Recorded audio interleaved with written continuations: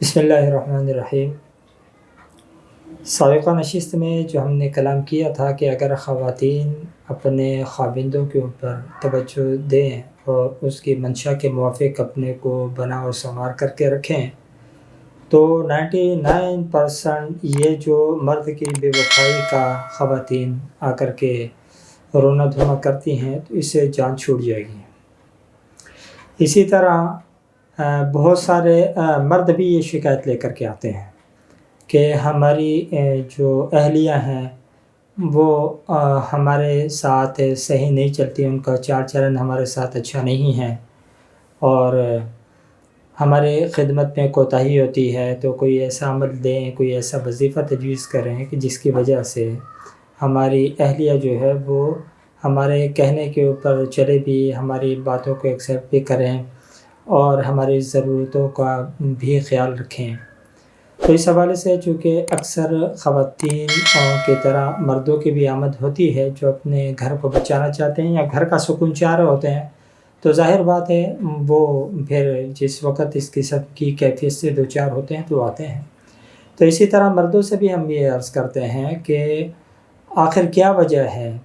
ان چیزوں کے اسباب بھی تو آپ تلاش کریں کہ آخر ایسی وجوہات پیدا ہوتی کیوں ہیں کہ بھئی آپ کی جو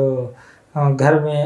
آپ کی بیگمات ہوتی ہیں وہ آپ کی طرف توجہ نہیں کرتی، آپ کی ضرورتوں کو پورا نہیں کرتی۔ اس کے بھی ظاہری اگر اسباب کو دیکھا جائے تو ایک بہت بڑا سبب یہ ہوتا ہے کہ پہلے تو فریق مخالف وہ اس سے توجہ چاہتا رہتا ہے ہر قسم کی، اس کے لیے خدمت کرتا ہے، نوکری چاکری کرتی ہے گویا کہ، لیکن جب وہ دیکھتا ہے کہ بھئی یہ تو انسان نہیں ہے بلکہ ایک پتھر ہے،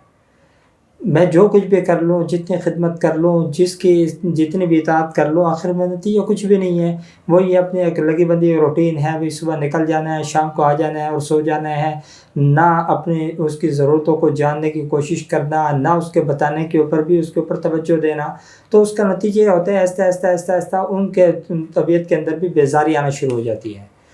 تو اعتدال کا طریقہ اگر اختیار کیا جائے کہ اپنے روز مرہ کے جیسے انسان اپنے ٹائم ٹیبل کو ایک ترتیب دیتا ہے کہ اتنا میرا کام کا ٹائم ہے، اتنا میرا فرینڈز کا ٹائم ہے، تو اسی طریقے سے بیوی بچوں کا بھی ایک مخصوص ٹائم ہونا چاہیے اور اس ٹائم کے اندر آپ اپنی دیگر بار کی مصروفیات کو ترک کرتے ہیں۔ جب اس ٹائم کے اندر ان کی دکھ درد کو سمجھیں گے، سنیں گے، ان سے اپنے دکھ درد شیئر کریں گے، ان کے آپ سنیں گے اور اس کے سدباب کے لیے آپ صحیح اور کوشش کریں گے، تو کوئی وجہ نہیں ہے کہ ایک دوسرے سے بیزاری ہو۔ لیکن بہرحال چونکہ ایک سوال بکثرت آتا ہے کہ بیگمات کا ہماری طرف التفات نہیں ہوتا یا ہماری خدمت سے پہلو تہی کی جاتی ہے،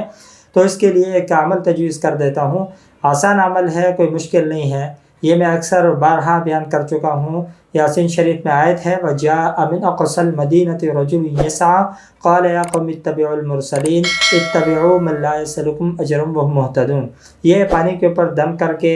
زوجین کو پلائیں، میاں بیوی دونوں پی لیں، یا کاغذ کے اوپر تحریر کر لیں اور اس کو پانی کے اندر ڈال کے اس نقش کو اس میں دھو کر کے وہی پانی دونوں پی لیں، تو انشاءاللہ اس کی برکت سے آپس میں ایک دوسرے سے التفات اور آپس کے اندر ایک دوسرے سے محبت پیدا ہو جائے گی۔ دعا فرمائے اللہ رب العالمین عمل کرنے کی توفیق عطا فرمائے۔